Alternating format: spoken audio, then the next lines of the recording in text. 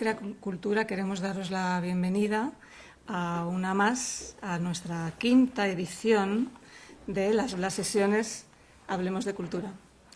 Y para celebrar este lustro hemos decidido crear un formato nuevo que hemos llamado A Dos Voces, que bueno, creo que es evidente que esta vez traemos dos invitados.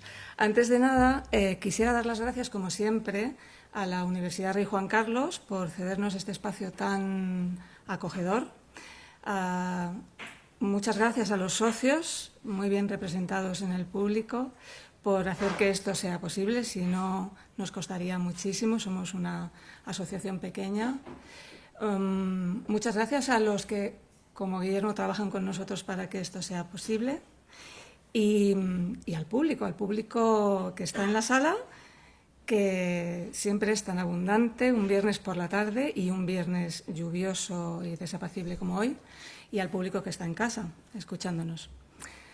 Bueno, nos sentimos enormemente orgullosos, agradecidos por tener aquí dos invitados tan importantes, tan brillantes, que han accedido con mucha generosidad a estar aquí. A mi derecha, los dos. Empezamos por Javier Goma Lanzón. Bienvenido, Javier. Y Ricardo Cayola Gali. Bienvenido, Ricardo. Gracias, Raquel. Nuestras presentaciones siempre son un poco controvertidas porque no hay un solo de nuestros invitados que tenga un currículum que ocupe menos de 20 páginas. Entonces, es muy difícil resumir la obra en unas breves frases, y en esta ocasión, pues doblemente difícil. Pero bueno, vamos a hacerlo, vamos a intentarlo.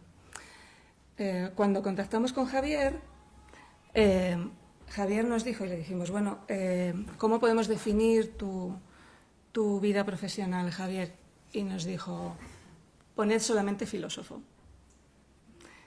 Bueno, esto obviamente se quedó muy corto, entonces voy a contradecirte, empezando ya fatal. Y tengo que decir que Javier, aparte de filósofo, es dramaturgo, licenciado en Derecho, en Filología Clásica. Es miembro del Cuerpo de Letrados del Consejo de Estado. Tiene una obra muy numerosa y desde 2003 dirige la Fundación Juan Marc en Madrid. Bueno, esto ya es personal, de forma brillante, a mi juicio. Yo creo que muchos de aquí estamos enganchados a esas conferencias que escuchamos en casa, no solo las exposiciones, sino los conciertos.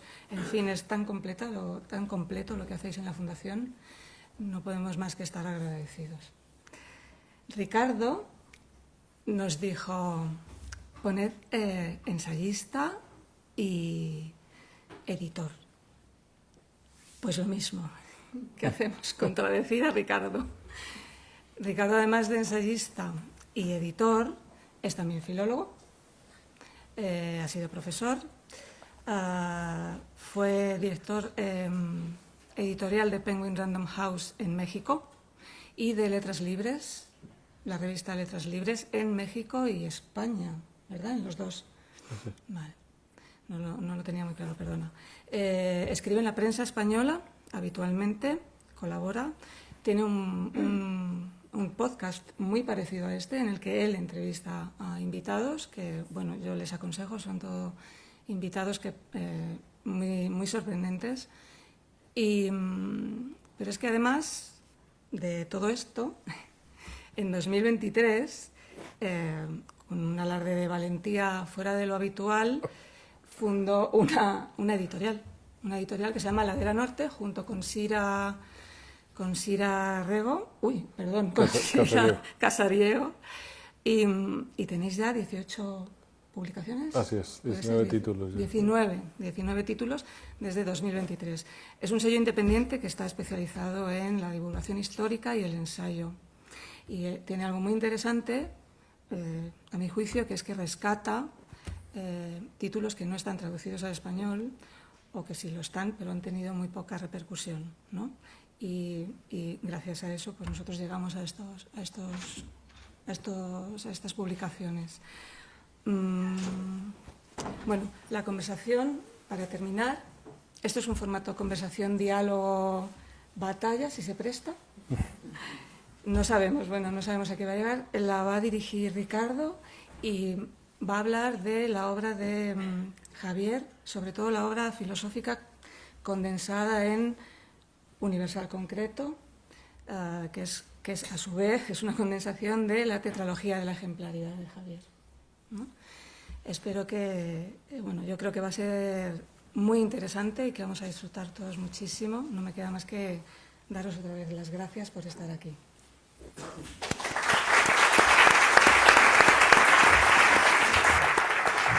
Pues muy buenas tardes, muchas gracias a Raquel Mora y a la Asociación Crea Cultura por pensar en mí para conversar con Javier Gomá Alanzón.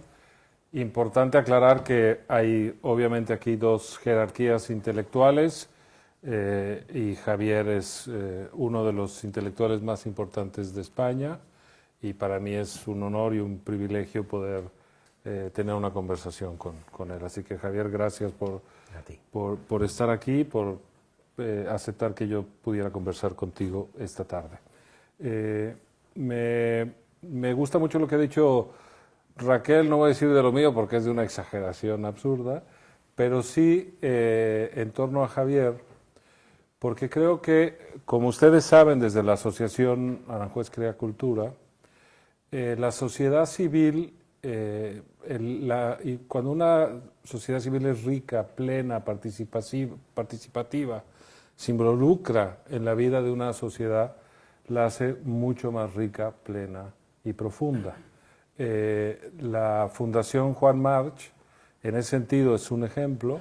Coincido contigo en que está dirigida de manera magistral por Javier, y son espacios, no muchos, podríamos decir la Fundación Aceres, la Fundación Tatiana, Mafre, pero parecen muchos si los enumeramos, pero si los pensamos en la dimensión de la fuerza de España, de su potencial económico, en realidad no hay tanta relación entre la alta empresa, la sociedad civil y la cultura. Y en ese sentido es muy importante. ¿Por qué son importantes las fundaciones? Porque también están al margen de los ciclos políticos, de los funcionarios que entran y salen, de los caprichos del que está al mando, entonces van dando una pausa y un ritmo a la cultura distinta a el del puro impulso político, ¿no?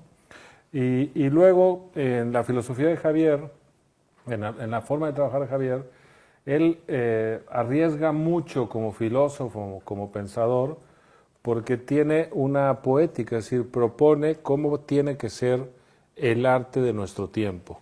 Pero además es un dramaturgo que intenta llevar a cabo eso que propone como pensador. Así que cumple las tres facetas, como pensador, como director de una asociación importantísima y como creador, sobre todo, como dramaturgo. Así que para mí es un lujo. No vamos a seguir el libro en el orden en que lo planteas, porque creo que estamos viviendo tiempos preocupantes y uno de los aspectos más interesantes del libro es que estudias, claro, viene a la luz de lo que estás contando y volveremos, ¿no? Pero estudias el malestar en la era democrática, con esta extraña paradoja de nunca habíamos vivido mejor en la historia de la humanidad y nunca habíamos estado más inconformes con nuestro tiempo, ¿no? Y ya me gustaría, si te parece, Javier, pero abierto a lo que tú propongas, empezar con cuáles son estos 4 puntos que detectas del malestar en la era democrática. Muy bien. Buenas tardes. Estoy encantado de estar aquí. A veces lo argumento diciendo que los escritores nos hemos inventado conferencias o mesas redondas para obtener, aunque sea por misericordia, un pequeño aplauso, porque cuando escribimos normalmente te piden que pongas la mesa, pero no es como otras profesiones, ¿no? Vas al teatro y se aplaude al actor, o vas al concierto y se aplaude al director. Y en cambio los escritores, tú lo sabes muy bien, pues puedes dedicar los mejores momentos del día a una lucha, abrazo partido contra el texto, y cuando lo has terminado, pues nadie te aplaude. Y entonces hemos inventado el género conferencias o el de actos como el de hoy, aunque sea por misericordia, seguramente al final habrá un tímido Un pálido aplauso. aplauso. Y si no, me he traído una cassette de aplausos enlatados.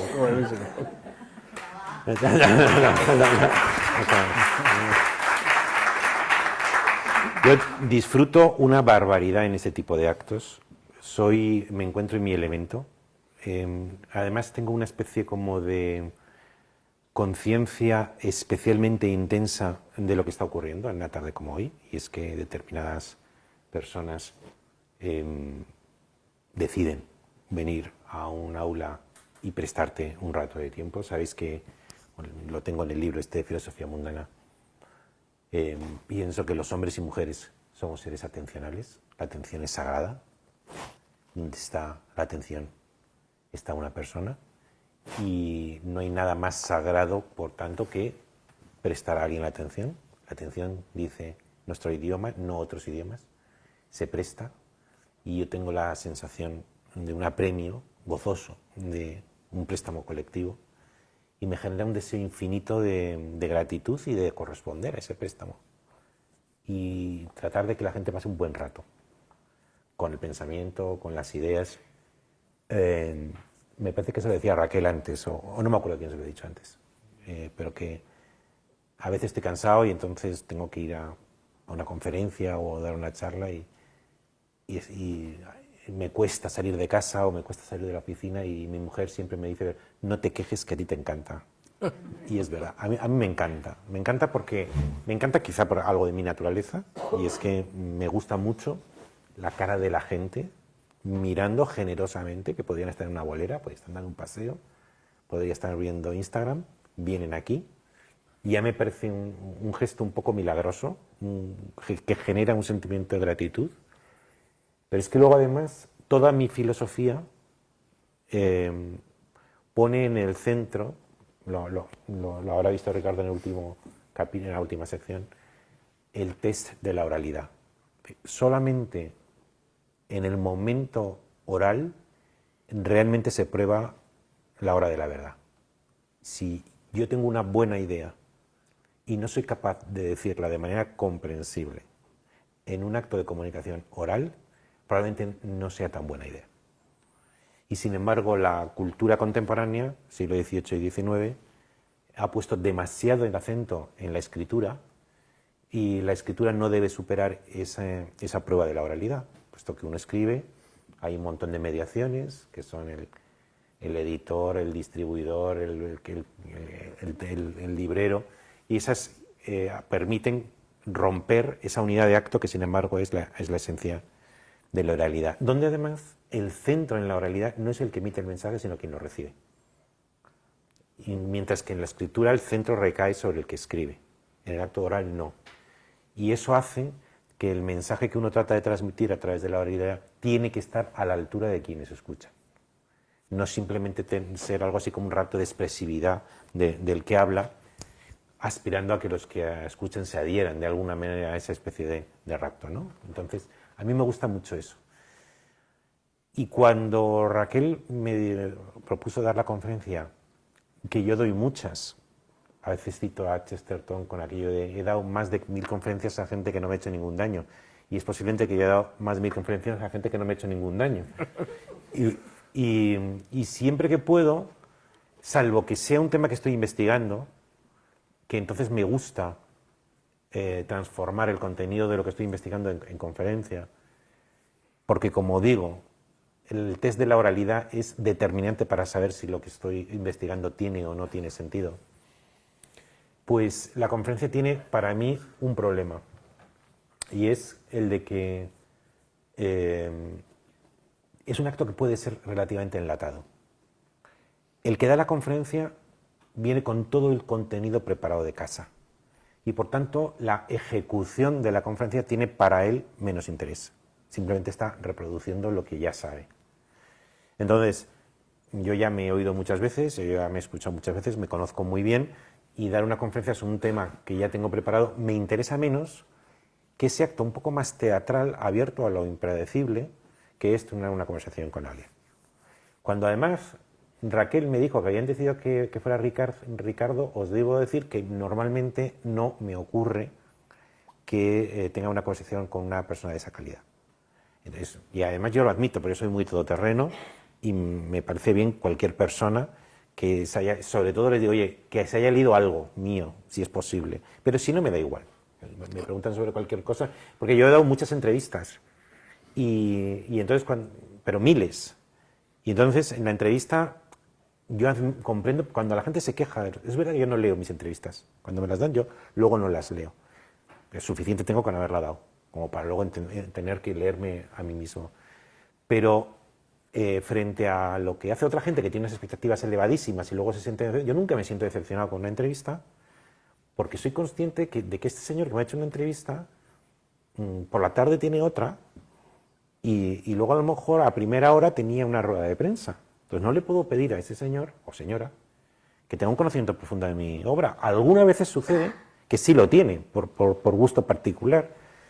Entonces, y como yo sé que lo que él quiere es que la gente pase un buen rato leyendo la entrevista, estamos los dos de acuerdo en que tú preguntas lo que te da la gana, que yo te voy a contar una serie de cosas, un poco al calor de lo que me has preguntado, que creo que pueden ser interesantes para tu lector. Pero claro, con Ricardo es distinto.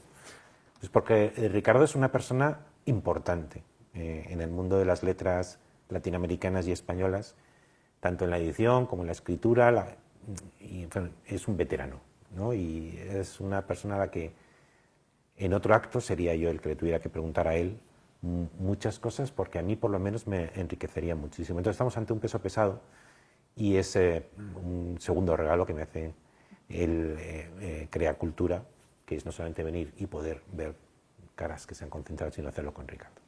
Respecto a la pregunta que me ha hecho Ricardo, en efecto ocurre lo siguiente, y es que sí que vivimos el mejor momento de la historia. Cada vez que cuento esto se produce un malestar, paradójicamente, y una especie de reacción. Me encantará luego hablar sobre eso. Y sin embargo, esa contradicción que inicialmente la gente opone a esta afirmación se desvanece en pocos segundos. No necesito argumentar mucho. Lo he hecho muchísimas veces. Tengo conferencias, entrevistas infinitas sobre este tema. La última hicieron un reportaje en el País Semanal y el titular era ese otra vez, porque es que me hizo uno del 2014, otro del 2024, me parece que pusieron las veces el mismo titular, ¿no? Somos en el mejor momento de la historia, como si dijeran que he hecho el amor con un extraterrestre, es decir, una cosa verdaderamente loca, ¿no? Y sin embargo, con una pequeña argumentación, os convenzo a todos. Si queréis ahora hablamos sobre eso. No, hazlo, sí. Bueno, pues mira, vamos a ver. Ya me piqué. Sí, vamos a ver. Vamos a ver. Hay dos aspectos. Hay algunos que admiten que vivimos en el mejor momento de la historia desde el punto de vista material. Claro, eso es tan obvio que no se necesita demasiada argumentación. Que tenemos más esperanza de vida, tenemos más calidad de vida, que a Rockefeller se hubiera vuelto loco por tener un vuelo barato a Londres, o tener un iPhone, o tener avances científicos, tecnológicos, higiene, comida, en fin, tantas cosas salud, que no hace falta argumentar demasiado, porque en el 2025 estamos mejor que en el 1925 o en 1825. Entonces, el tema moral, muy poca gente se resiste, cuesta. ¿Y por qué cuesta? Por el segundo elemento, que es el del malestar. La gente se siente mal y le cuesta reconocer lo que sin embargo es obvio. Pero es el que ya, en cambio, donde se resiste la gente diciendo ya, pero en el tema moral hemos empeorado. Y sin embargo, lo contrario. Es en el tema moral donde somos campeones mundiales de la categoría. ¿Y cómo se puede, a que os lo estoy diciendo y en principio no os choca lo que estoy diciendo? ¿Sí o no? Choca, ¿verdad? Choca. Y sin embargo es así. Entonces, yo para eso tengo una prueba. Hay un filósofo norteamericano que se llama Rawls, que en su libro sobre la teoría de la justicia propuso aquello que decía que era el velo de la ignorancia. Y era un truco mental destinado a idear conforme a sus principios, una sociedad ideal justa. Entonces dijo, muy bien, como yo, por el velo de la ignorancia, no sé qué posición voy a ocupar en ese mundo ideal, entonces procuraré, decía Rawls, que en ese acuerdo que tenemos todos para fundar una sociedad justa, la peor de las posiciones sea la más asumible posible. Porque a lo mejor me toca a mí, decía él. Entonces, por si acaso me toca a mí, que la peor de las posiciones en ese mundo ideal sea la menos mala posible. Entonces, yo cogía ese juego y lo llevaba a la historia. Dice, si no sabes qué posición vas a ocupar, ¿en qué época te gustaría vivir? Pero ahora no en sentido material, porque creo que ni siquiera aunque te tocara Luis XIV te cambiarías por Luis XIV. Un conocimiento mínimo sobre la vida de Luis XIV no es envidiable. Aunque fuera el rey Sol y todavía un Versalles con unos protocolos de adoración que hoy te producen vergüenza ajena. Pero es que probablemente no tendría dientes, probablemente tendría una mala salud, comería de aquella manera, no tendría transportes, etcétera, etcétera, etcétera. No. La gota lo La atormentaba, gota, exactamente, exactamente. Pero si nosotros invocamos a aquellos grupos sociales que tradicionalmente han sido discriminados y podemos calificar la cultura como el proceso de sustituir la ley de la naturaleza, que es la ley del más fuerte, por la ley de la cultura, que es la ley del más débil. ¿Por qué la ley de la más débil? Porque la cultura hace algo tan sofisticado y tan refinado como conceder dignidad a todo el mundo, que centellea con más fuerza en los más débiles que en los más fuertes. Entonces, vamos a grupos tradicionalmente discriminados y le preguntamos en qué época les gustaría vivir. No por razones económicas o materiales, sino morales. Es decir, han sufrido violación moral tradicionalmente, han sufrido discriminación moral tradicionalmente, y les preguntas en qué época les gustaría vivir. Mujeres homosexuales, ¿no? Por ejemplo. Para empezar, un grupo que no es minoritario. La mitad de la población. La mitad de la mujer. Pregunta a las mujeres, ¿en qué época os gustaría vivir? Decidme. En esta. Pero hasta un punto, y esto no solamente por razones económicas o razones materiales, sino razones morales. Pero si yo le preguntara a un pobre, o le preguntara a un enfermo, o le preguntara a un parado, o le preguntara a un niño y a un viejo, sabéis que hay estudios que muestran cómo la infancia es un invento del siglo XVIII. Hasta el siglo XVIII los niños no tenían consideración en sí mismos, eran simplemente proyectos de adultos, pero no tenían una consideración autónoma. Es un invento moderno que, por supuesto, se ha desarrollado últimamente. A la gente que tiene hándicap psicológico o físico, ¿en qué época te gustaría vivir?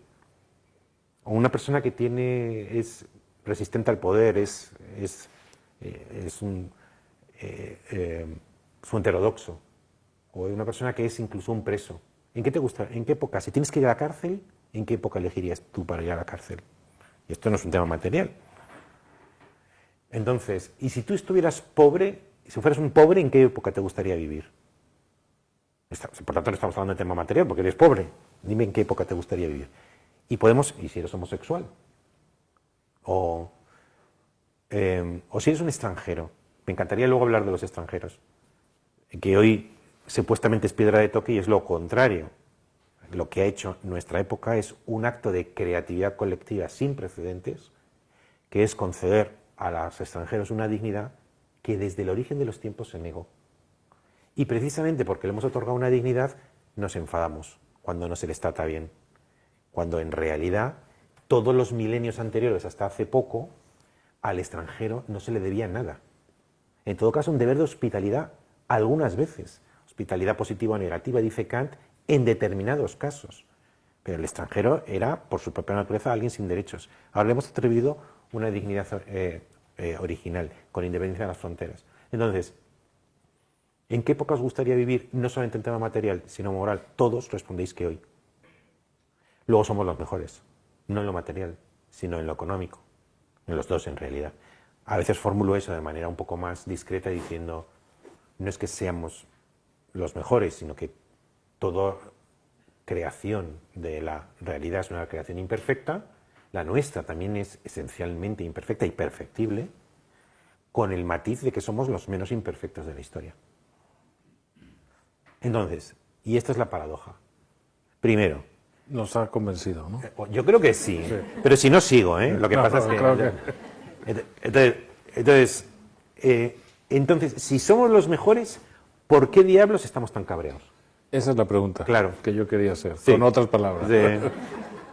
Pero porque lo normal, lo que uno va a Atenas de Pericles o va a la Roma de Augusto o a la Florencia de los Médicis o a la Versalles de Luis XIV, y lo que normalmente había era época de apogeo y sentimiento gozoso de pertenencia. Pero ¿qué nos ha pasado a nosotros? Que seamos los mejores y estamos tan enfadados que incluso nos cuesta y nos molesta un poco un individuo que dicen que somos los mejores. Entonces hay causas que digamos que son extrínsecas en el libro. Digo, no voy a mencionar causas que pueden que no son inherentes a mi propio discurso, que es el discurso de la modernidad. Pero hay gente que puede tener causas de malestar de lo más diverso, que no son circunstanciales, accidentales, o a lo mejor uno vive, lo estoy inventando, pues en Brasil y la delincuencia o el medio ambiente genera malestar. Pero ¿cuáles son estructurales? Yo enuncio en mi libro 4, que solo los voy a enunciar para que luego Ricardo diga si seguimos o ahondamos en una de ellas. Perfecto. O esperamos a las preguntas. Uno es, el malestar es una condición, es un sentimiento, un estado de ánimo inherente a la condición moderna. Ser moderno es sentir un cierto malestar. El spleen de Baudelaire. Exactamente, ¿no? El spleen de Baudelaire. Por razones que explico en mi libro, que sí, con mucho gusto luego... No, entraremos porque me parece crucial, que es la idea de la muerte o la conciencia de la muerte. Pero si quieres, enuméralas. Las enuncio. La segunda es que, paradójicamente, el progreso de la dignidad moral, el progreso moral de los pueblos, produce más malestar, porque durante muchísimos años, 3.000, 4.000 años, lo pongo como ejemplo porque es muy visible, el cuerpo de la mujer sufría constante violación, era violada. Las mujeres soportaban constantemente la violación de sus cuerpos por el hombre. Lo que pasa es que esa violación estaba inserta en formas de dominación aceptables o consentidas que convertían en ese acto en invisible. Entonces, bien fueras una esclava, bien fueras una sierva, bien fueras una campesina, bien fueras una mujer que trabaja en la casa, bien fueras incluso la mujer, la consorte, el hombre tenía un derecho de dominio sobre el cuerpo de la mujer. Entonces, eso era, hoy lo consideraríamos una violación, pero durante milenios no nos producía ni bien, ni sentimiento ni favorable ni desfavorable, era invisible. Por tanto, no hay ni bienestar ni malestar. De pronto, en las novelas del siglo XIX, se empieza a esbozar, o narrar, casos de violaciones de mujeres o casos de mujeres que sufren el atropello de los hombres, y ocurre lo que, a mi juicio, no sé si Ricardo luego querrá que sigamos hablando de eso, ocurre lo que para mí es el gran motor del progreso moral, que es el asco. Cuando de repente sientes asco, ¿qué significa el asco? El asco significa que has reconocido una dignidad que al mismo tiempo es atropellada. Entonces, el cuerpo de la mujer, que era transparente y que era invisible, de pronto su violación genera asco, que es un malestar. Entonces, segunda causa, hoy hay un 1% de las violaciones estructurales que a lo largo de milenios se habían producido, por ejemplo, en Europa, hay un 1% de esas violaciones, pero ese 1% nos genera muchísimo más malestar. O dicho de otra manera, el progreso moral hace que concedas dignidades a personas o a situaciones cuya vulneración te produce asco. Entonces había 1 millón de violaciones y eran transparentes, ahora se producen 5 violaciones, te producen un asco extraordinario. Así que, paradójicamente, el progreso moral genera malestar. Y eso se extiende, por supuesto, a la violencia, a la esclavitud, etcétera, etcétera. A todos los demás. Es simplemente un ejemplo de qué manera, con carácter general, el progreso moral, que es la ampliación de la dignidad, produce malestar. El tercero, simplemente el anuncio, es, tradicionalmente, la cultura había sido concebida como un instrumento de civilización. Javier Gomán hecho un lechoncito del vientre de su madre, 25 años después es un ciudadano con derechos y obligaciones. ¿Qué ha ocurrido en esos 25 años? Resumen, educación. La educación coge que un bebé que berrea y se convierte en un ciudadano de pleno derecho 25 años después, y eso lo hace la cultura, ¿no? Bueno, pues a partir del siglo XIX, y hoy es completamente triunfante, la educación no es un instrumento de socialización, sino es un instrumento, así nos lo repiten todo el rato, un instrumento de dominación. Entonces, hoy estamos habituados, es un discurso que normalmente los lúcidos los lúcidos ingenuos, por decirlo así, denuncian dominaciones por todas partes. Me domina mi padre, me domina el sistema, me domina el capitalismo, me domina el Estado, me domina la idea de virtud, me produce dominación. Es decir, gente joven, ya antes de haber ido, está de vuelta. Porque mama del pecho materno, a través de materno en este caso de la educación, mama sospecha, suspicacia, malestar. La cultura supuestamente nos abre los ojos de hasta qué punto estamos esclavizados. Cuando durante siglos la cultura no era eso. La cultura era socialización. Y ahí hay toda una línea de pensamiento de teoría de la sospecha. Que está en esa Marx, por ejemplo Freud sin duda, hasta Nietzsche, Marcuse o Nietzsche. Marcuse, ¿no? Exactamente. ¿No? Y luego la última, lo termino, es esta es, si queréis, la más anecdótica. Y la que más ha cambiado ahora, sí, curiosamente. Sí. ¿no? Me gustaría conocer tu opinión de ese cambio. Sí. La idea es la siguiente: la condición moderna es una condición del malestar, del sentimiento, te encuentras mal, pero después de la Guerra Mundial había dos bloques y el malestar democrático se colmaba canalizándolo hacia Rusia. La Unión Soviética conspira contra nosotros, es mala, nos está atacando, si nos sentimos males por el miedo que nos produce un ataque. Es decir, había un malestar, pero ese malestar tenía una causa visible, que es el otro bloque. Cuando cae el otro bloque, ya no podemos imputar, porque los chinos no cuentan, porque el modo chino de existir no cuenta. No conozco a nadie que quiera ser chino, ni que tenga la cultura china, ni voluntariamente. El chino no es una opción. En los 70 lo fue, pero eso es otro tema. En los 70. El maoísmo, ¿no? Sí. Bueno, quizá puede que sí. Pero no, te interrumpo. Interrúmpeme porque si no, yo me enrollo un montón, pero termino enseguida. Entonces, ¿cuál es el efecto de eso? Que ya no podemos imputar la causa de nuestro malestar al otro externo, bloque, ¿no? Claro. Sino que se interioriza el malestar. Así es. Y la causa de la interiorización del malestar para mí es el origen de la actual polarización. ¿Por qué? Porque yo me siento mal, creo que la democracia consiste en una educación del corazón, la mayoría de la gente no está educada en el corazón, porque se requiere un temple, se requiere un autocontrol, un autodominio, un mirar a largo plazo, etc. Y lo que hace es demonizar al otro. Ya no demonizar a la URSS, sino los de Vox a Podemos, los de Podemos a Vox, los de Pedro Sánchez al PP, el PP a Pedro Sánchez, los independentistas a los nacionalistas a los etarras, y eso no como una alternancia política, sino como una demonización, como uno hace cuando se siente mal. Es decir, no simplemente es un adversario, sino que el otro está ontológicamente mal. Y esas son las 4. Vamos al malestar primero, que es el malestar de la modernidad, que tú lo centras en la conciencia de la muerte.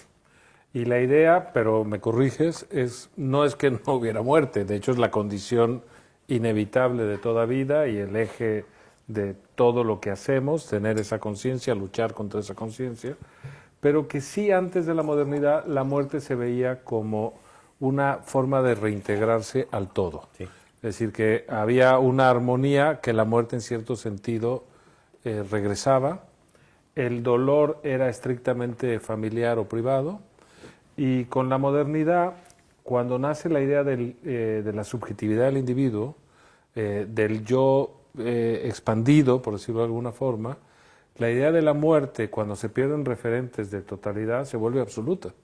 Con mi muerte se acaba todo, y por lo tanto estoy incómodo ante la inminencia inevitable de ese fin que nos acecha a todos, ¿no? ¿Por qué no un poco como si hubiera en realidad aparecido no la muerte, pero sí la conciencia de la muerte individual, por decirlo de alguna forma, ¿no? Sí, esa es la primera de las 4 que enuncia en el libro. Hay un capítulo que se llama Somos los mejores y otro se titula Las causas de nuestro actual descontento. Y la primera es esa, aunque en realidad esa yo ya la había mencionado en otras partes del libro porque es bastante estructural. Así es. En mi pensamiento. La idea es la siguiente. Llamo premodernidad a la historia de la cultura hasta el siglo XVIII. Así es. Hasta Kant, en realidad. Más o menos, sí. Es decir, hay un filósofo que se llama Karl Jaspers que hablaba del tiempo axial. El tiempo axial él lo ponía entre los siglos 7 y 5 antes de Cristo. Y decía que en China Confucio, en la India Buda, en los judíos los profetas y en Grecia Sócrates, ¿no? Sí, Sócrates, aunque quizá los presocráticos, por edad, por tiempo, había producido un salto adelante de la conciencia colectiva de la humanidad. Y yo pienso que el tiempo axial no es ese. Esos fueron cambios dentro del sistema, pero lo que cambió no es dentro del sistema, sino el cambio de sistema fue siglo XVIII y XIX, siglo XVIII, el gozne entre una cosa y otra. ¿Y qué ocurrió entonces? Antes de ese tiempo axial, es algo además que le estoy dando vueltas. Ahora mismo estoy leyendo, a punto de terminar, tengo un Zoom con unos amigos y hemos leído La obra completa de Platón, y ya estoy a punto de terminar la obra completa de Aristóteles, que también escribí un artículo, como dice la de Platón. Y es evidente, para toda la premodernidad, la verdad y el ser, donde está lo real, lo que realmente existe, es el todo, es el cosmos. O sea, desde Hesiodo hasta el romanticismo. No, desde el origen de los tiempos hasta el romanticismo. Hasta el romanticismo. Y además, eso en mis libros lo relaciono con muchas cosas. Pero está clarísimo, o sea, no es normal que Aristóteles no le dedique una sola palabra a la muerte. No es normal la consideración que tienen los estoicos o los epicúreos tan falsa y tan desleal a la realidad de las cosas. Alguien ha citado antes que di una conferencia sobre Séneca y hablaba justamente de eso, la ausencia de seriedad ante el problema de la muerte en toda la premodernidad. ¿Por qué? Porque lo importante es la totalidad. Hay una teoría muy famosa medieval que es la teoría de los trascendentales, que dice, el mundo es uno, bueno, verdadero y bello. Y eso yo me acuerdo que cuando leí por primera vez eso, pensé, pero ¿cómo puede decir eso si mi experiencia es lo contrario? Claro. Es fragmentaria, es fea, hay mal. Pues es que en la Edad Media se pudo decir eso y ser una verdad admitida porque no la predicaban del individuo, la predicaban de la totalidad. Y la totalidad sí se puede decir que es una buena, verdadera y bella. Y en la totalidad no existe la muerte. Eso incluía el tipo de arte, ¿no? Que se Pues hacía, pero de eso hablaremos. Exactamente, exactamente. Pero, ¿por qué no existe la muerte? Porque si alguien se muere, hasta el siglo XVIII, peor para él. Pero el mundo sigue siendo tan bueno, tan bello, tan verdadero, tan magnificente, tan majestuoso, tan eterno, tan impresionante como antes. Por tanto, en el orden del ser, no ha ocurrido nada cuando tú te mueres. El mundo te precede y el mundo te trasciende. En consecuencia, una muerte es un hecho particular. ¿Y qué ocurre? Que a partir del Renacimiento se va gestando, a través del retrato, a través de los ensayos basados en la experiencia como Montaigne, a través de la novela, donde aparecen normalmente las historias del yo, y tantas cosas, se va gestando la formación del yo o del individuo. ¿Y qué es el yo? Pues que el individuo, hombre o mujer, que en la época cósmica formaba parte de esa especie de mosaico general que era el cosmos, a veces ocupando una posición muy elevada, unas veces decían que estaba por debajo de Dios, los arcángeles, los ángeles, a veces, por ejemplo, en Aristóteles estaría la bóveda celeste con los astros por encima del hombre, lo dice así, pero luego ya el hombre, animales, plantas, minerales, y dentro del hombre también jerarquía, emperador, el rey, y todo el rato hacia abajo. Pero el hombre podía ser, como dice Protágoras, el centro de todas las cosas, o ocupar una posición intermedia dentro de la cadena de ser que dijo un conocido escritor americano, ¿no? Y de pronto ocurre lo siguiente, y es que se va gestando, digo, desde el siglo XVI-XVII, y en el XVIII claramente lo que ocurre es que esa tesela que formaba parte del mosaico se emancipa del mosaico, se emancipa del todo cósmico y se constituye en nueva totalidad. Esa nueva totalidad es el sujeto moderno. El individuo. El individuo. Y al individuo le pasan dos cosas. Le pasa primero que esa emancipación respecto al cosmos lo hace en el nombre de su propia dignidad. Yo descubro que tengo una dignidad infinita. Por tanto, no soy instrumento de nada, ni siquiera del cosmos, ni siquiera de la totalidad. Yo ya no me concibo a mí mismo como una parte de una totalidad que me trasciende, porque yo mismo me he constituido en totalidad. ¿Por qué? Porque he descubierto que poseo una dignidad infinita, una dignidad incondicional, que se resiste a ser instrumentalizada, incluso para cosas buenas, ni siquiera para el bien común, ni siquiera para el interés general. Lo verdaderamente, yo he escrito un librito que se titula Dignidad, en la que pone mucho el acento en eso, en que lo interesante de la dignidad moderna es que es resistente, pero es que es resistente no solamente a lo malo, también a lo bueno. No puedes admitir la ruptura de la dignidad individual en nombre, por ejemplo, de hacer carreteras, o de crear más pensiones, o de crear un hospital. Entonces me cargo al individuo. No, porque la dignidad es resistente a todo, incluso al interés general. Entonces nota, esa persona, ese sujeto que está como amaneciendo, está como embriagado de su propia dignidad, y eso le produce un momento como de exaltación, y hay muchos momentos de autoexaltación en la cultura moderna. Pues entonces descubre lo siguiente, y es que la mayor contradicción que tiene la dignidad es la cosificación. ¿Cuántas veces hemos oído que esto cosifica? Es decir, algo que tiene dignidad es tratado como cosa. Kant, por ejemplo, distinguía entre cosas que tienen dignidad y cosas que tienen precio. Las dignidades son aquellas, dice, que no pueden sustituirse por algo equivalente. Las que tienen precio son cosas que sí pueden sustituirse por algo equivalente. Y el mayor pecado contra la dignidad es tratar a lo que tiene dignidad como si tuviera precio y cosificarlo.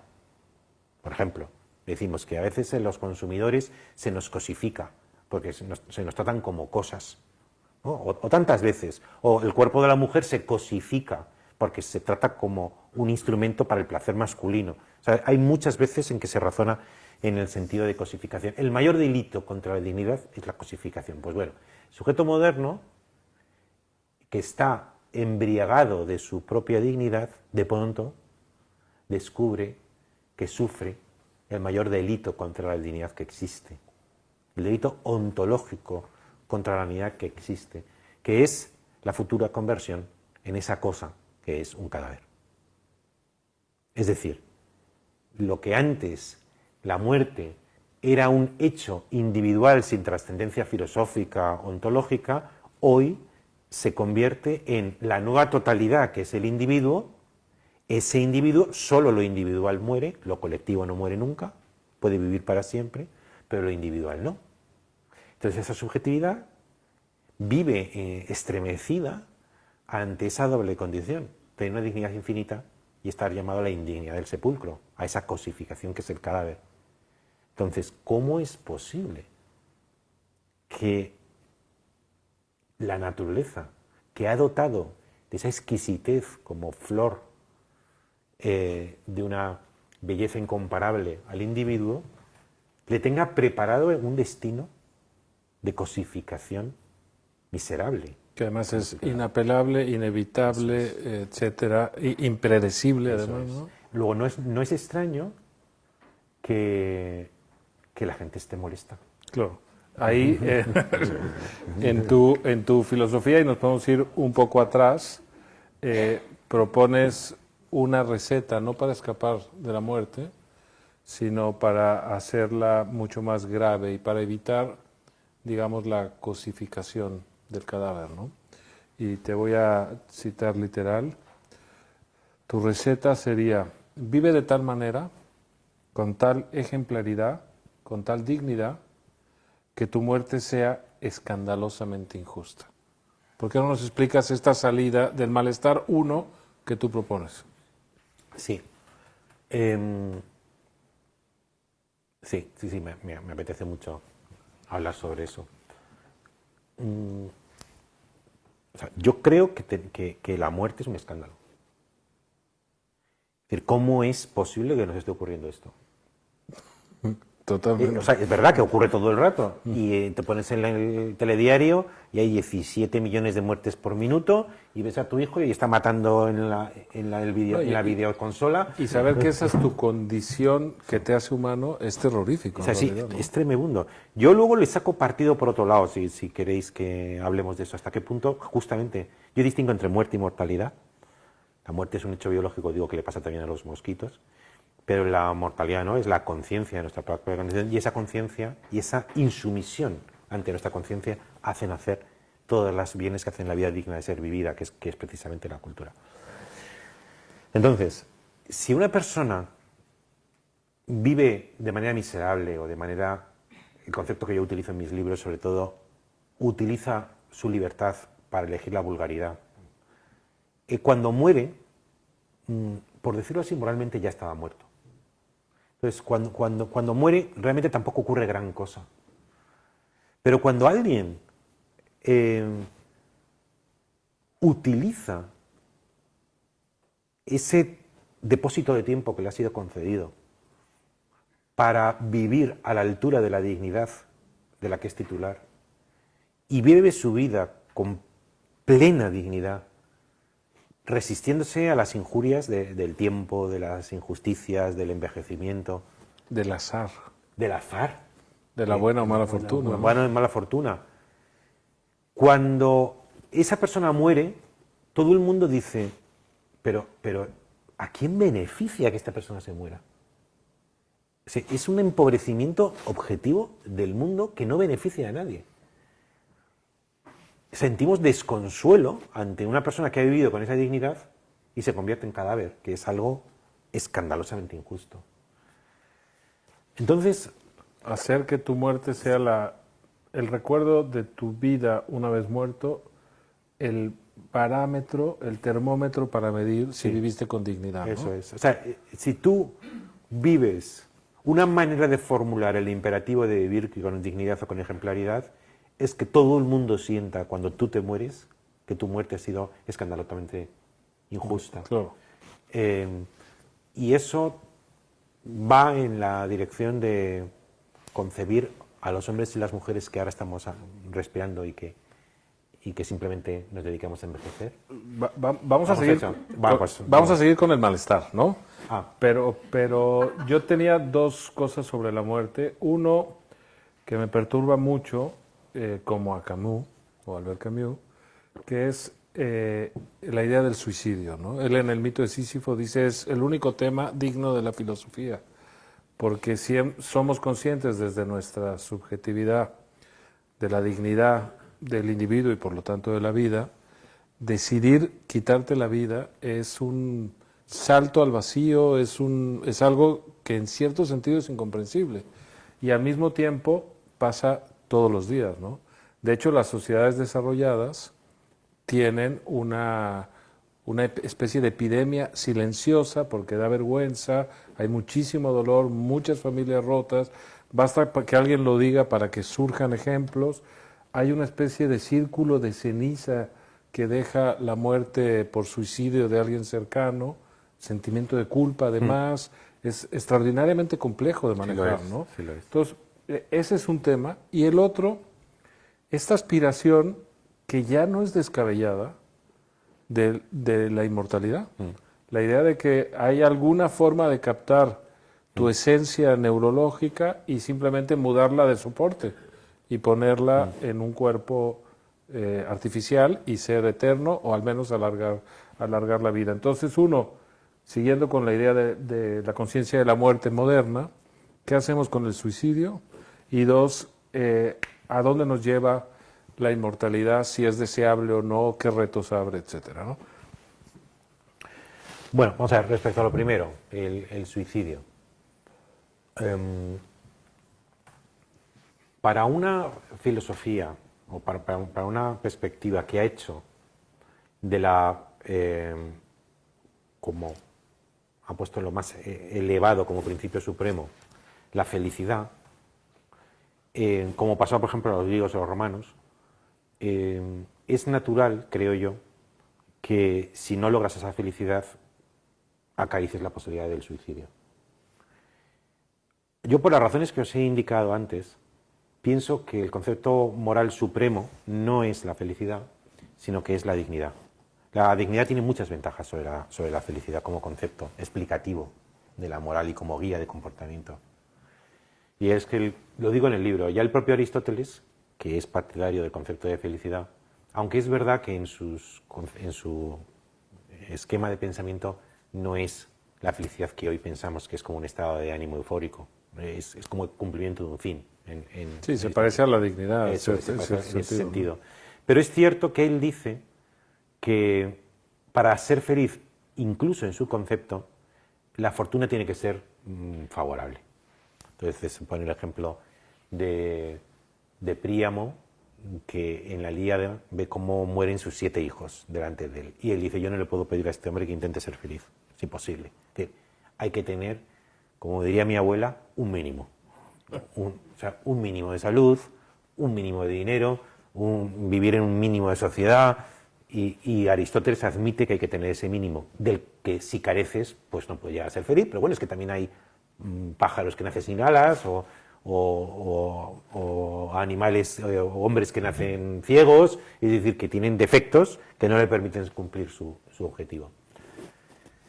Pero a mí eso me parece que tiene algo casi como de autoayuda, la felicidad, que son recetas para aumentar las posibilidades de tener un cierto bienestar, mientras que la dignidad es un principio verdaderamente universal.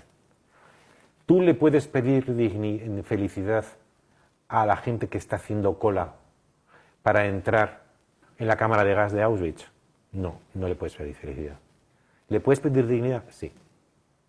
En consecuencia, la dignidad es el principio ético fundamental de la época moderna, donde lo que cuenta es el individuo, no la felicidad. De hecho, Platón lo dice claramente, lo que le importa es la felicidad del cosmos, y los individuos en la medida que favorecemos esa felicidad colectiva. Entonces, si pasas de la felicidad a la dignidad, entonces las cosas cambian un poco. ¿Por qué? Porque yo lucho un poco contra el concepto de muerte digna, que es como el suicidio asistido.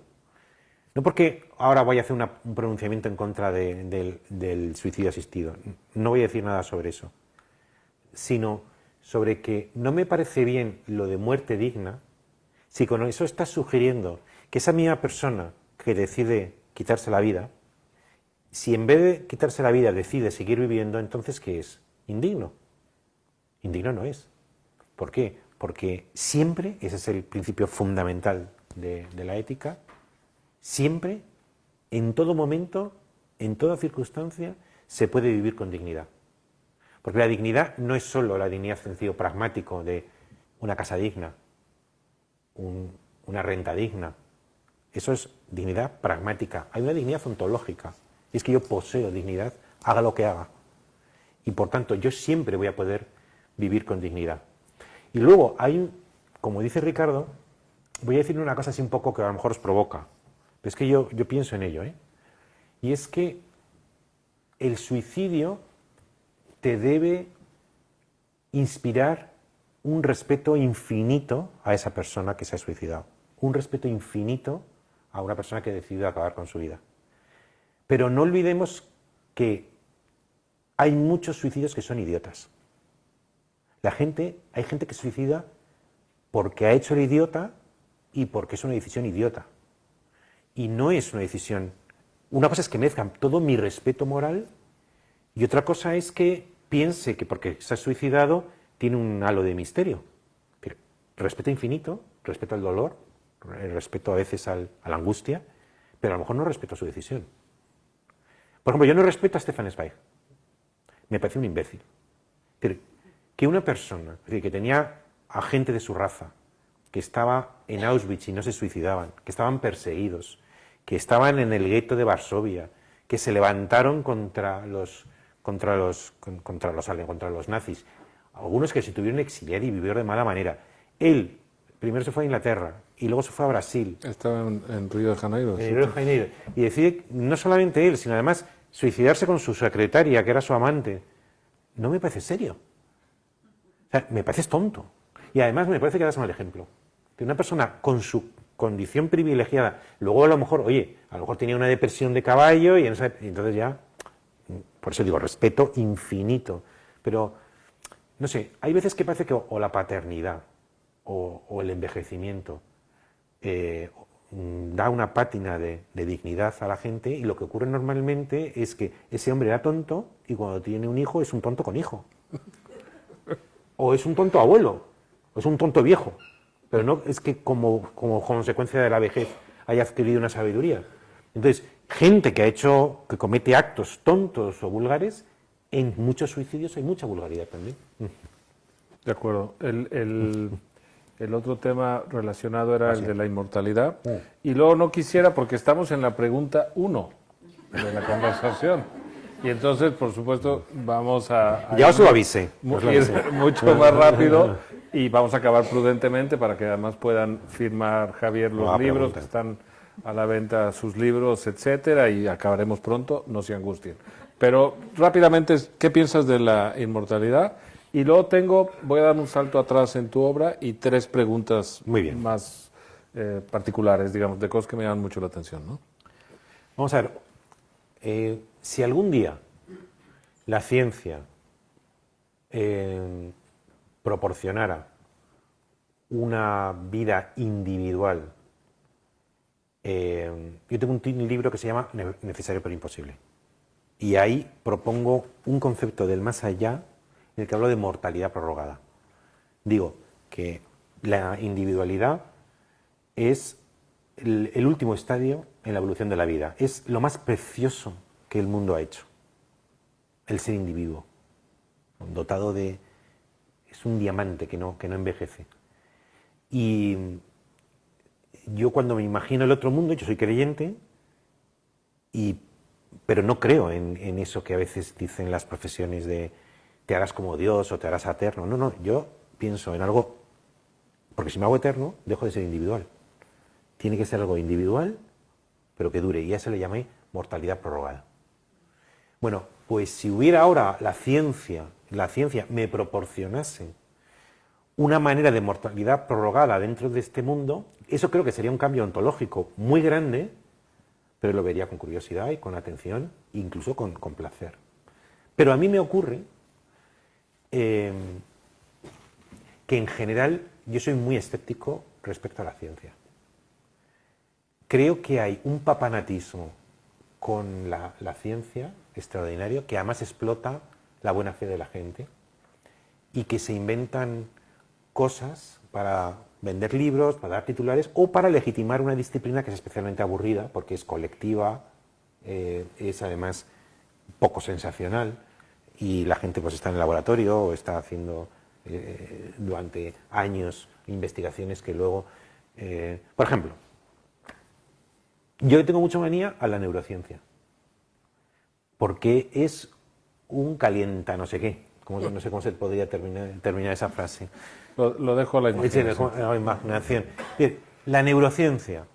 A mí me dice, oye, tú que eres filósofo seguro que te estarás atento a la neurociencia. Y hay libros que han hecho libros de gente ilustrada, que han hecho divulgación, y yo digo, decidme algo. Además se lo dije al director de la Tatiana, la Fundación Tatiana. Le dice, decidme algo que haya encontrado en los últimos 10 años la neurociencia que yo no sepa antes.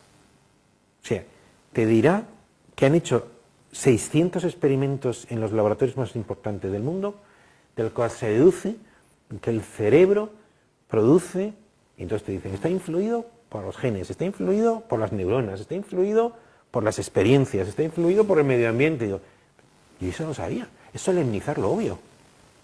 Dime algo que no sepa.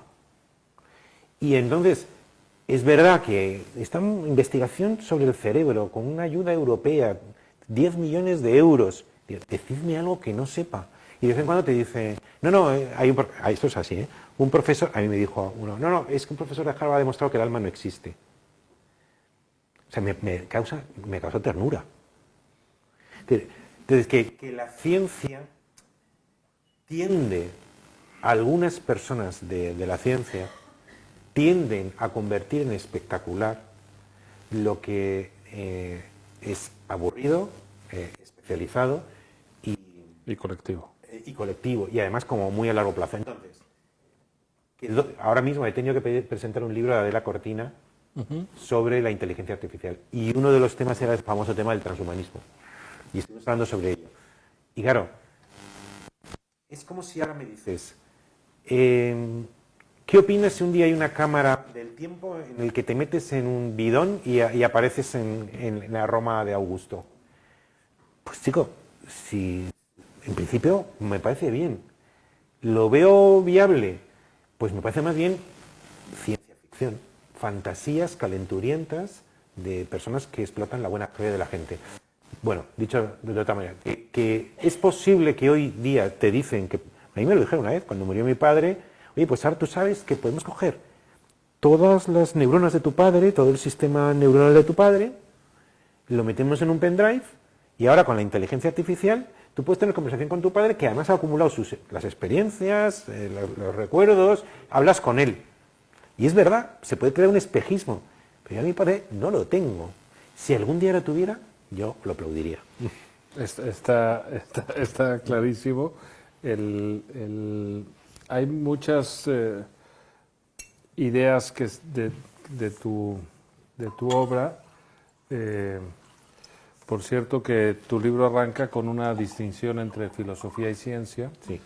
Y, digamos, señalas que el gran problema de la ciencia es que el último avance cancela el pasado, ¿no?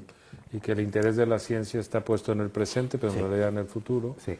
Y en cambio en el arte, en la filosofía, cuando renuncia a su vocación científica. ¿Eso te convencía o no? Y sí, y piensa como literaria, Eso es. se vuelve eterna o permanente, ¿no?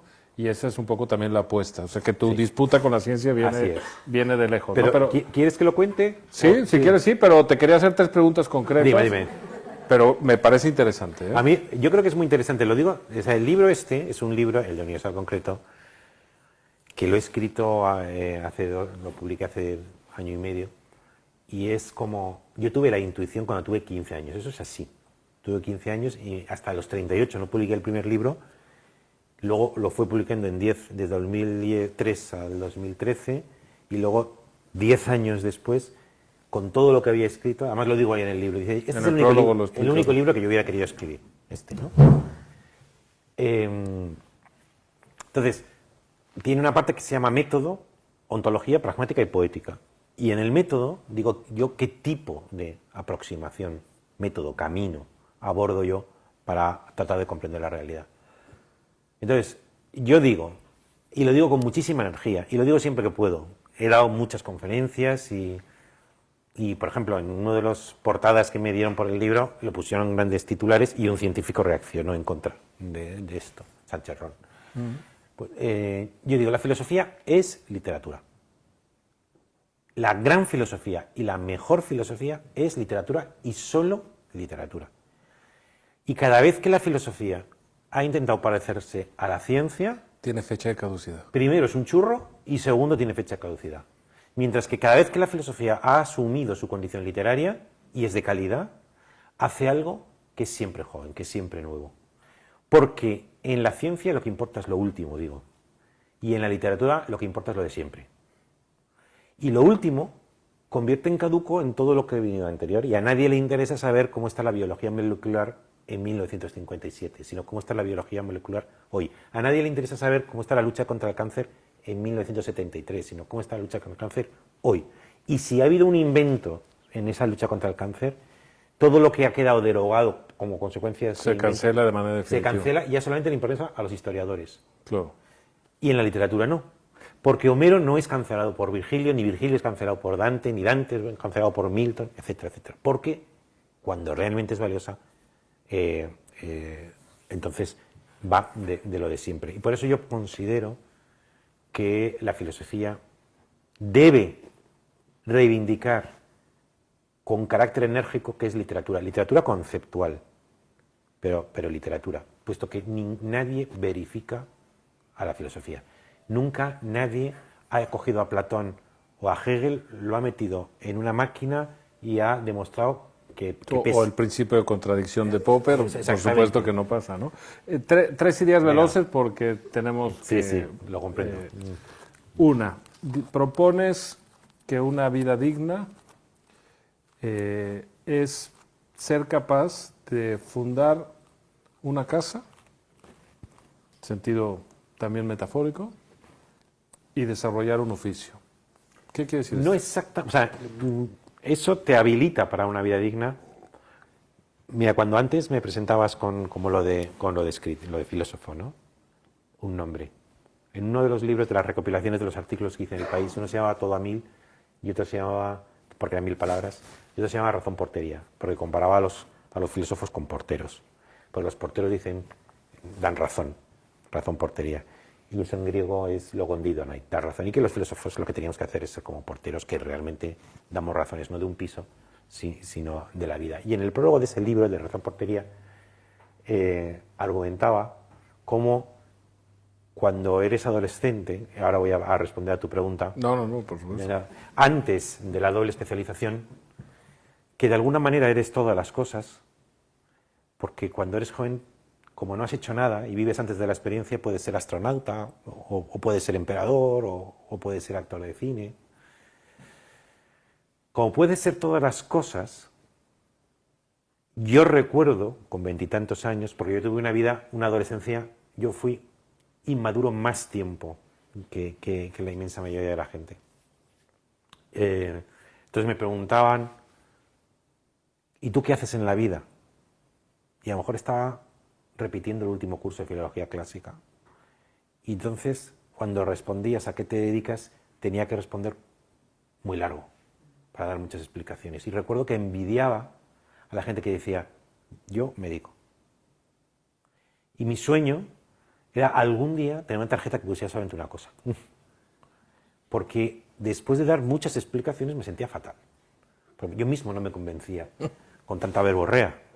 Entonces, cuando tú me has presentado filósofo, podías haber puesto escritor, o podías haber puesto padre, o dentro de unos días, abuelo. ¿Qué voy a ser? No, esa teoría la conté en Aquiles en el gineceo, que alguien me ha dicho hoy que lo ha tenido entre sus manos hace poco, ¿no? Ahí. Okay. La teoría de Aquiles en el gineceo para mí es muy importante, no os la voy a contar entera, pero es un libro donde cuento cómo alguien se hace mortal, cómo asume. De hecho, el subtítulo de Aquiles en el gineceo es Aprender a ser mortal. ¿Cómo aprendemos a ser mortales? Y la tesis es que, como Aquiles en el gineceo, donde su madre lo refugió para que fuera eterno y viviera eternamente, la infancia y la adolescencia es una especie de gineceo en el que uno puede vivir en una especie de ociosidad subvencionada, dice mi libro. Una ociosidad subvencionada por el Estado, subvencionada por la familia. Y por tanto el joven puede entregarse al gozo de la autopertenencia. Me dedico a mí mismo. y ahí soy de alguna manera todas las cosas, como dice Aristóteles del ser. Y entonces ocurre eso que te diga, bueno, yo a lo mejor soy actor, yo a lo mejor soy astronauta, yo a lo mejor soy Elon Musk, el hombre más rico del mundo, quién sabe, yo puedo ser todas las cosas. Y entonces, más o menos, y esto es lo que está cambiando ahora con nuestra cultura, en la tercera década de nuestra existencia, procedemos a una doble especialización. Pasamos de la generalidad de la autopertenencia, viviendo eternos para nosotros mismos, pero sin personalidad y sin individualidad. En la tercera década procedemos a la doble especialización. Y es que de todas las profesiones que hay, elegimos una con la que nos ganamos la vida. La vida es algo que hay que ganarse, porque si no te la ganas, no vives. Entonces, ya aceptar el concepto, ganarse la vida, que está en mi libro Filosofía Mundana, también tengo ahí un artículo sobre eso, la vida es algo que hay que ganar, con esfuerzo, porque si no, no subsistes. Entonces, esa autopertenencia adolescente llega un momento que ya no funciona, porque esa ociosidad subvencionada pierde la subvención. Entonces, el que era subvencionado tiene que empezar a ganarse su propia vida, no vivir a costa de la vida de los demás, que es algo bien hecho y bien concebido durante muchos años. A mí incluso lo hubiera prolongado más, porque se ha casado, tengo 4 hijos y he sufrido una barbaridad con la salida del primero. No, yo mismo no me lo explico. Entonces eliges una profesión de las muchas que hay con la que te ganas la vida. Y cuando haces una profesión, cuando eliges una profesión, tú te tienes que instruir en un oficio, conocer las reglas del oficio, para realizar una prestación que a ti no te interesa, sino que le interesa a otro que te paga por ello. Por tanto, te estás alienando, te alienas, haces lo que el otro quiere, para que él renuncie a lo que más quiere en este mundo, que es su dinero. Que tienes que dar algo realmente bueno, para que renuncie a eso. Y eso hay una alienación, sales de ti mismo, mediante una especialización. Y la otra especialización es que entre todas las personas que hay, eliges una con la que fundar una casa. Esa en la tercera década. Especialización del corazón y especialización del oficio. Y en Aquiles, contradiciendo el postulado romántico, que es el que ha estado vigente en el siglo XIX y gran parte del XX, y que todavía está un poco en el aire, en virtud de lo cual lo individual de la modernidad es una individualidad del gineceo, donde lo que prevalece es la autopertenencia, la creatividad, la genialidad, la libertad sin compromiso. Y eso lo veis en los autores más importantes del siglo XIX y XX, incluyendo Heidegger, incluyendo Ortega, que muestran cómo lo verdaderamente individual nuestro está más allá de la doble especialización. Está en la autopertenencia, está en el sentimiento, está en la creatividad, en ser artista, en ser genio de la vida. Mi tesis, que defiendo en Aquiles en el gineceo, es que por el contrario, nos hacemos individuales cuando practicamos la doble especialización, renunciando a nosotros mismos. Y en ese momento es en el que pasas de necesitar 10 minutos para explicar, Javier, a qué te dedicas, a decir médico con 2 hijos, una obra maestra. Una tarjeta o un médico con 2 hijos. Eso es lo que tú eres. Ese es el individuo que tú eres. Y en ese momento es cuando te recibes a ti mismo como entidad mortal. Eso abriría, hablando en España, vetas riquísimas de discusión e incluso de crítica, porque justamente la gran dificultad de los jóvenes españoles es la emancipación del hogar materno y encontrar un trabajo con el cual ganarse la vida. Así es. Es decir, que están fracasando en las dos esencias que propones para constituirte como individuo. Por eso cuando me como preguntan, persona. siempre digo, yo creo que nuestra época está caracterizada por un cierto infantilismo. Nuestra época es una época infantil porque las dobles especializaciones están distorsionadas.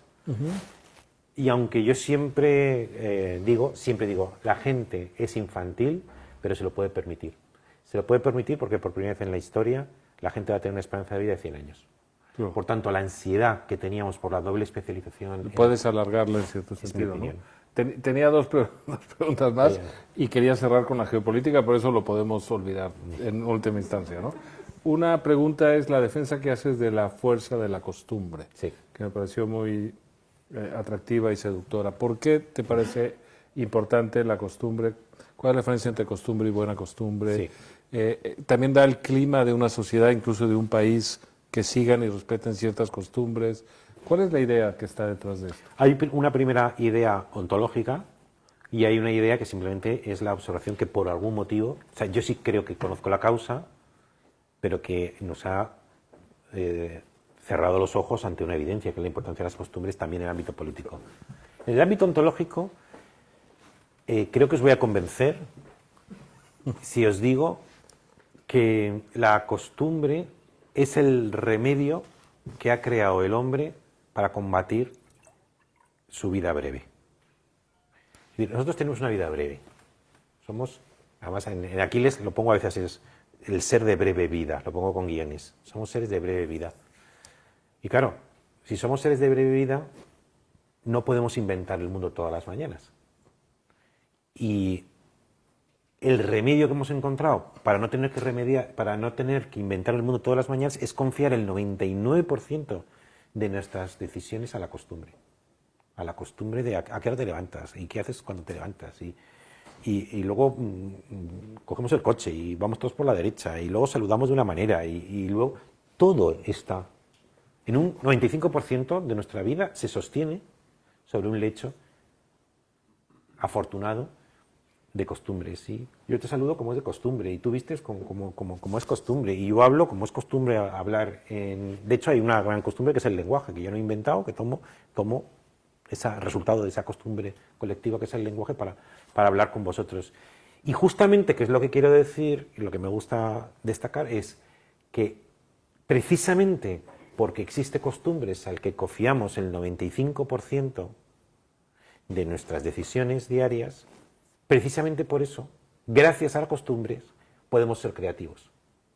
Porque si todas las mañanas, como Adán en el paraíso, tuviéramos que poner nombre a todas las cosas que le pusieron a los animales, claro, por primera vez. Entonces dedicaríamos todo el día, todas las mañanas, a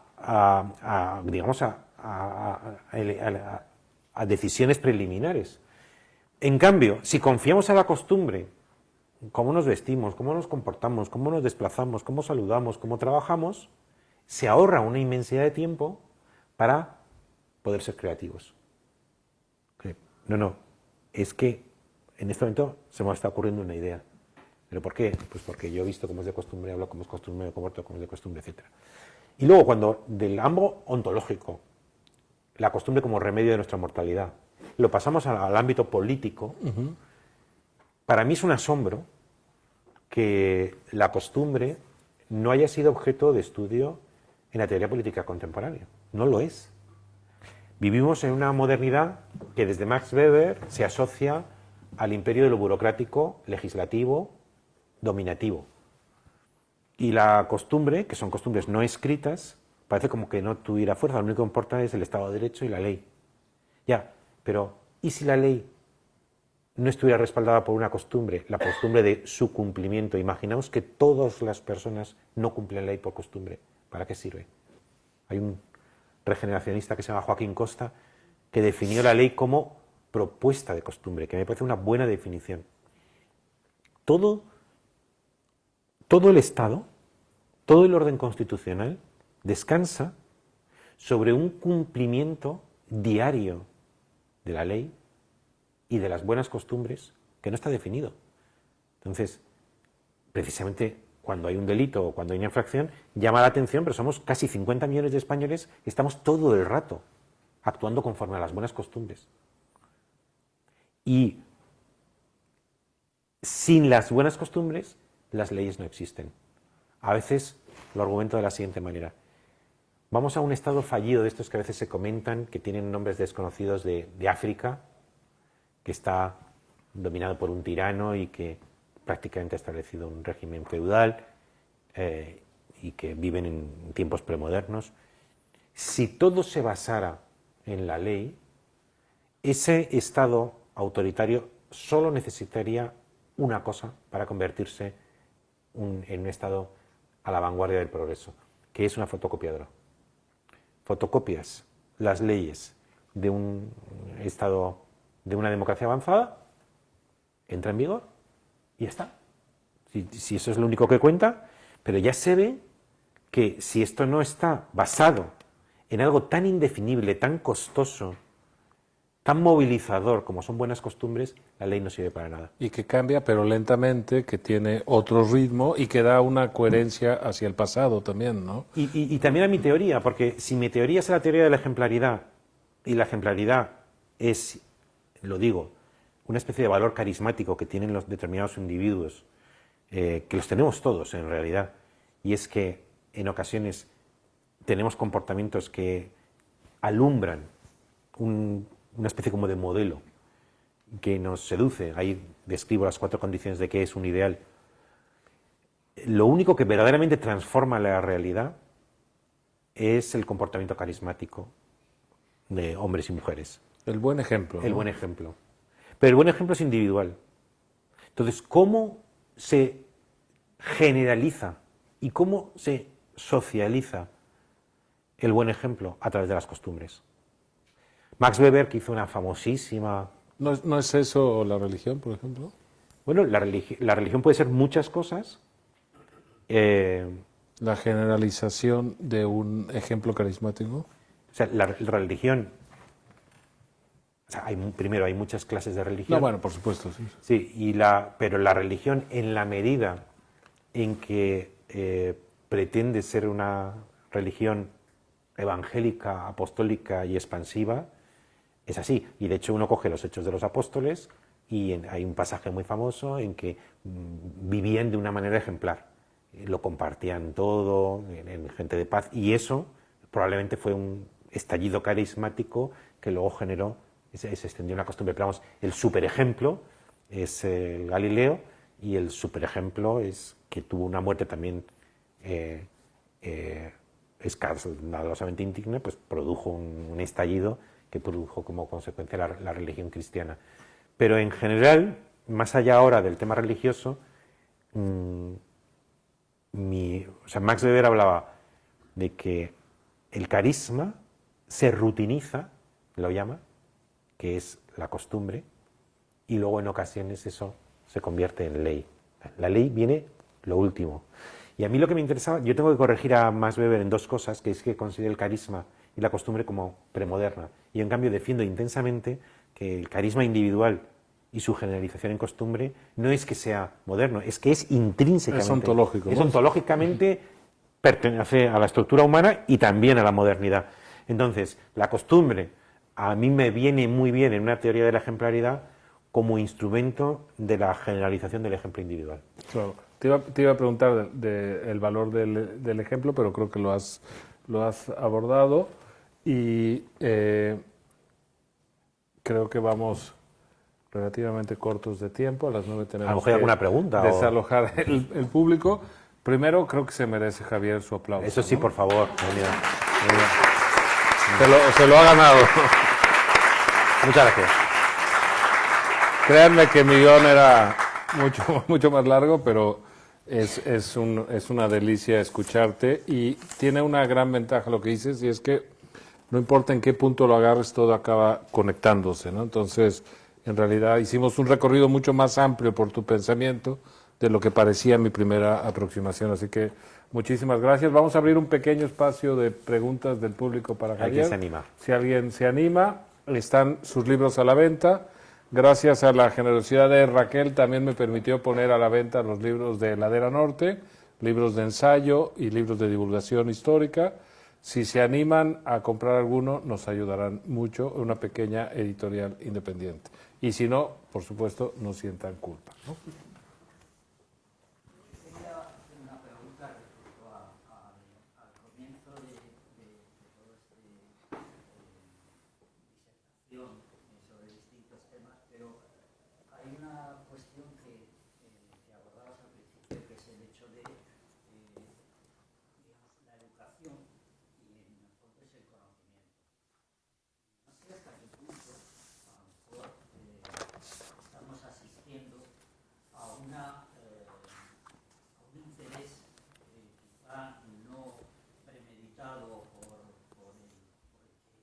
Tiene que vivir en estos tiempos de ahora,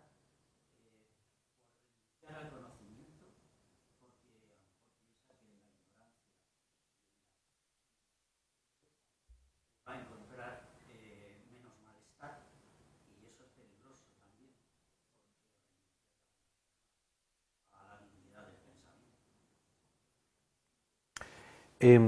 Bueno, te escucho y mientras te escucho, como que lo estoy contrastando con mi propio punto de vista, lo que dices.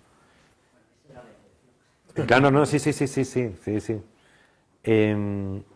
sea, a mí me ocurre lo siguiente cuando te oigo. Primero, yo me declaro hijo gozoso de mi época. A mí mi época me parece que está muy bien. Me gusta.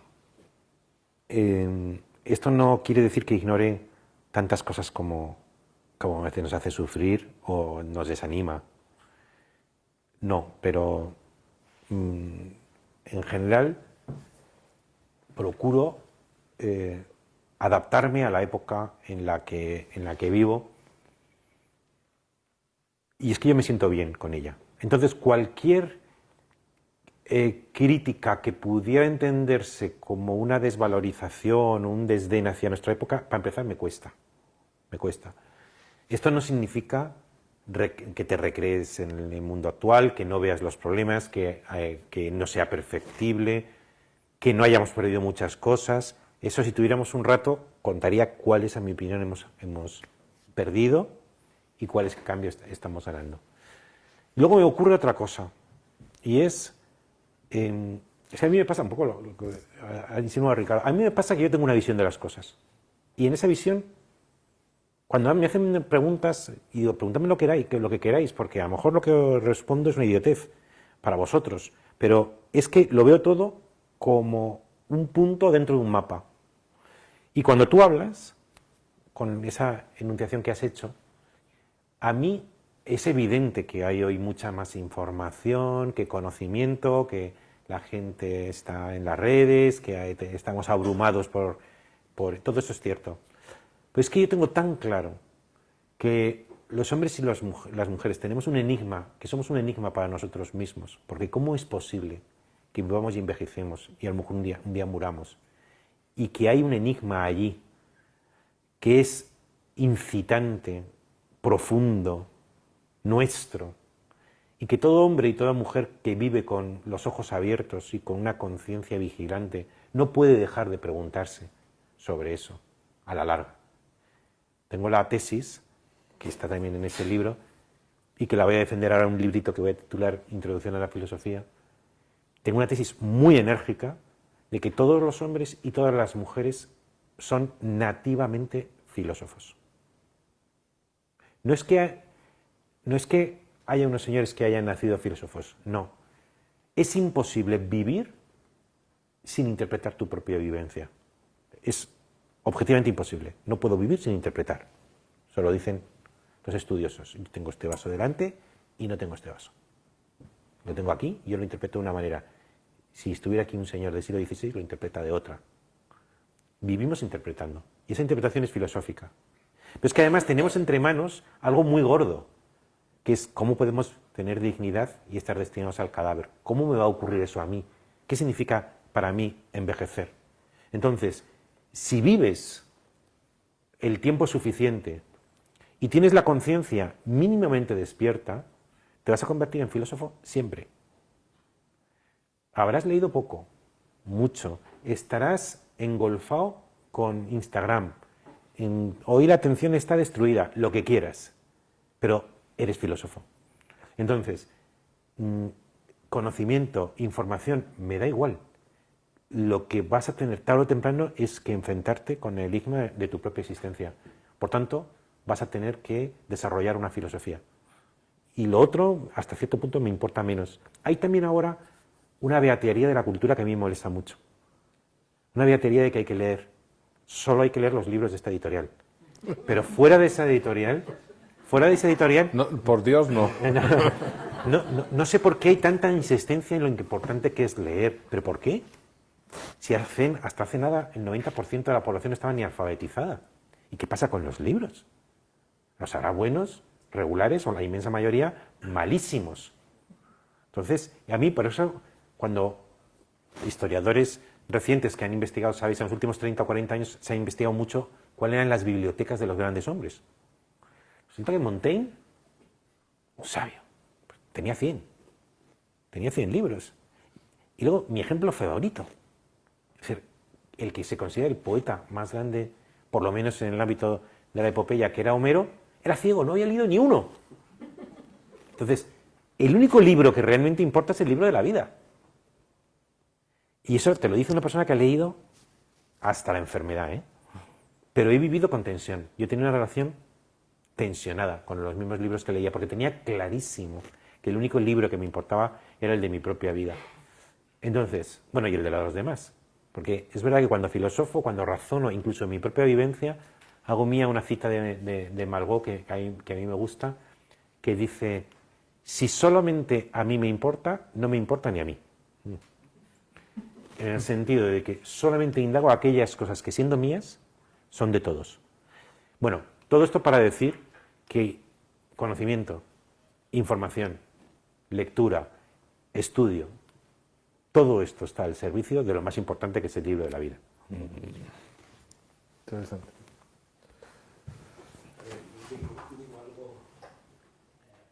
Algo de perogrullo, pero yo pienso, no es quizás más inteligente aceptar la muerte tal como es, de absurda, y vivir la vida, tal y como venga, disfrutando de ella y por supuesto con dignidad.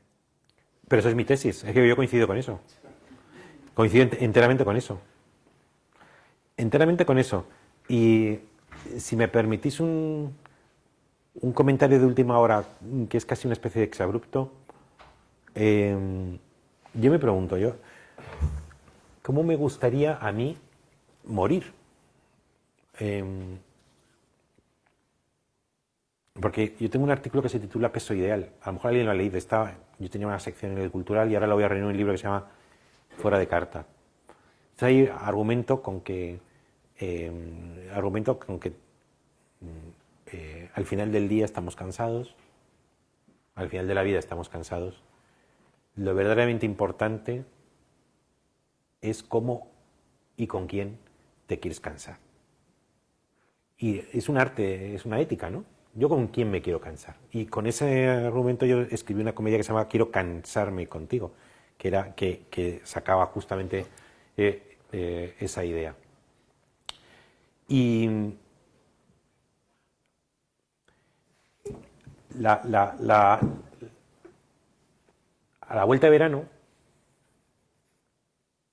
un señor que yo creo que no conocía, como en el 2013 o así, leyó Necesario e Imposible, era un profesor del CEU, ya jubilado. Leyó un libro mío y me mandó una carta muy larga y yo le contesté. Y desde el 2014 hasta el 2024 me escribía él. Siempre era muy inteligente, educadísimo y como muy interesado en las cosas que eran. Siempre cogía alguna entrevista mía o algún libro mío o cosas de estas. Pero además me decía, debía ser una persona que tampoco indagaba mucho, porque de vez en cuando me decía, oye, por favor, si has escrito cuéntame lo, que yo no lo hacía. O sea, no le decía, oye, ha salido una entrevista, no lo hacía. Entonces yo tuve con él una relación epistolar muy grande, a lo largo de 10 años, bueno, muy grande, a lo mejor me escribía cada 2 o 3 meses.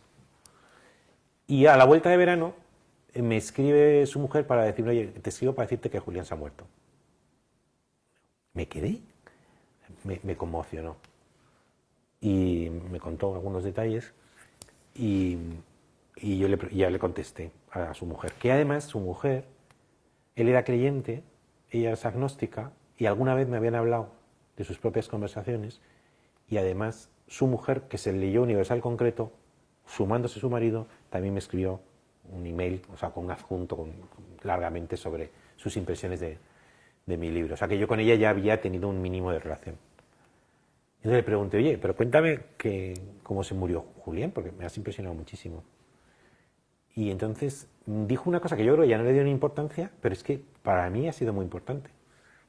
Decía que le diagnosticaron el cáncer en diciembre de este año pasado, no del anterior, y que en junio se fueron me parece que fue, imagínate, a Valencia y pudieran dar un paseo, y luego quiso él estar en Altea, me parece, o Oliva, otro sitio, pero que ya no pudo salir de la casa, y que nunca habló de su enfermedad?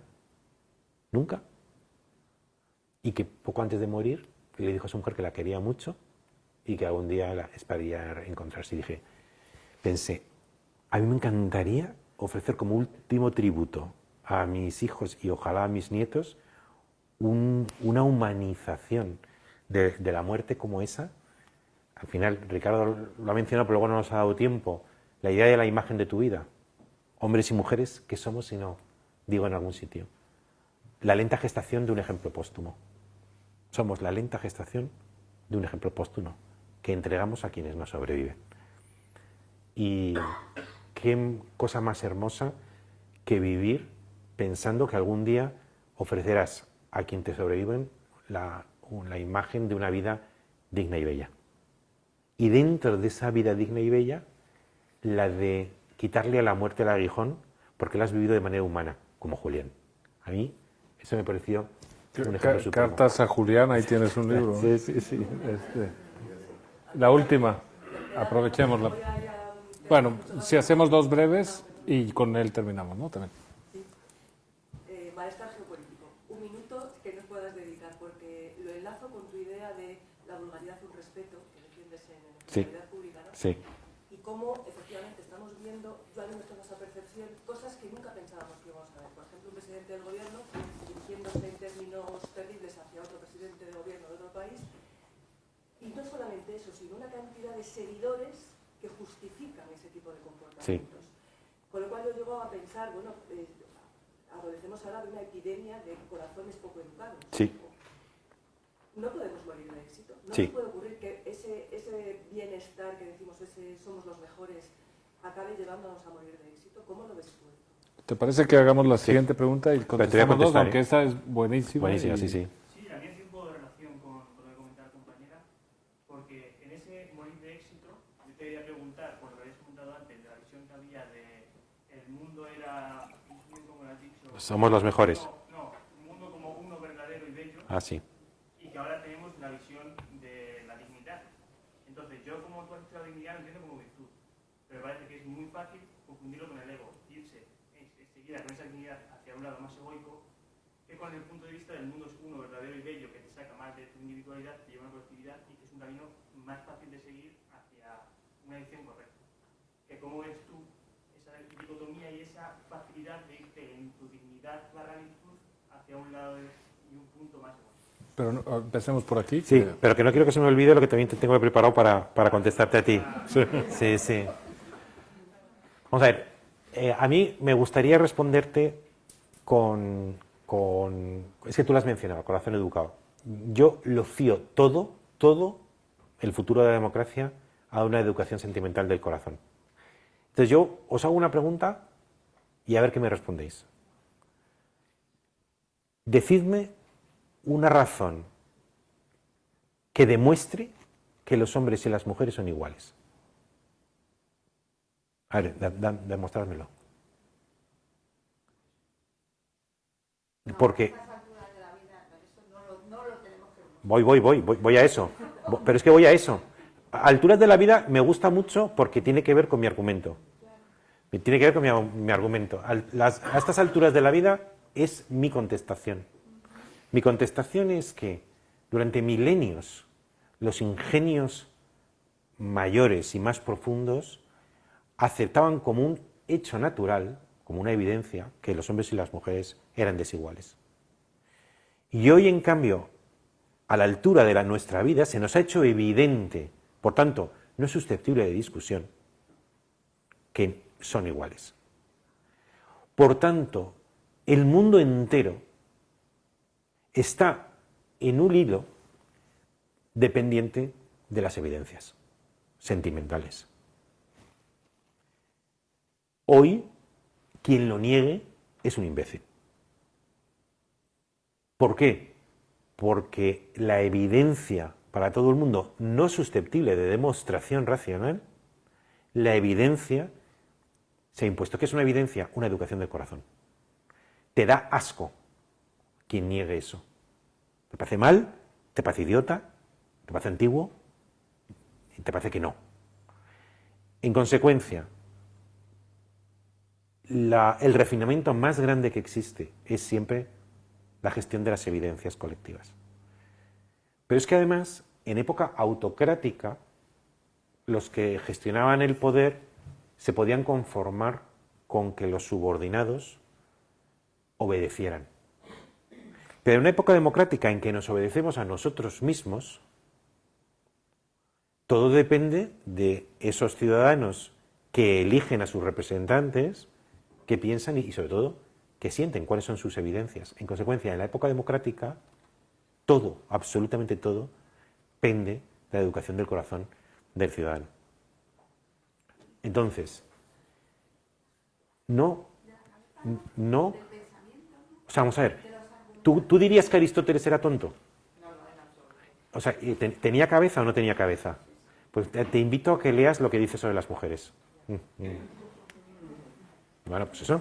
Luego, no es un tema de cabeza, sino es un tema de lo que tú dices, de la altura de los tiempos. Y de la evolución del pensamiento científico también. Bueno, La evolución del pensamiento moral. el pensamiento científico no ha dicho nada sobre la igualdad de los hombres y las mujeres, que yo sepa. Y ni tampoco sobre la dignidad del cuerpo de la mujer, que yo sepa.